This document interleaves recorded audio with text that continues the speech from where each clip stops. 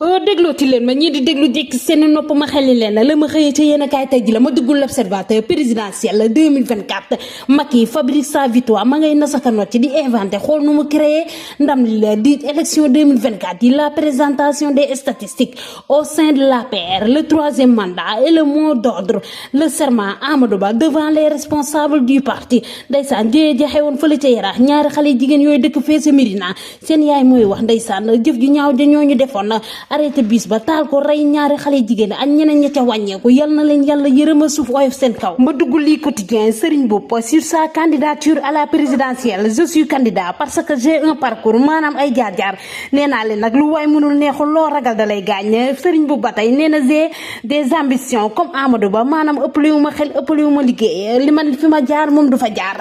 Serigne Mboup bay wax ba tey on ne peut pas gagner une élection dans la tricherie maanaam élection yoo xam ne ab sàcc kay njuuj njaaj kenn mën faa gagner ay élection ma dugg Kaffrine garantie à la victoire de Amadou Ba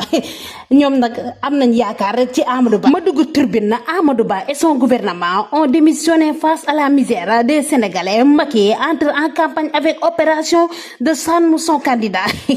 Macky Sall mi daan na mu ca yabu ja tegu ko ci ba max mu jël à Ziguinchor 52 écoles restent non fonctionnelles la ba tey ci Tribune la Bougane Gueye Dany nee na simple bi ñu simple Ousmane Sonko ci élection yi le 2024 nee na xel nangu ko maanaam jaadawul teguñu ko fenn ci yoon le républicain coupure d'électricité en pleine gamme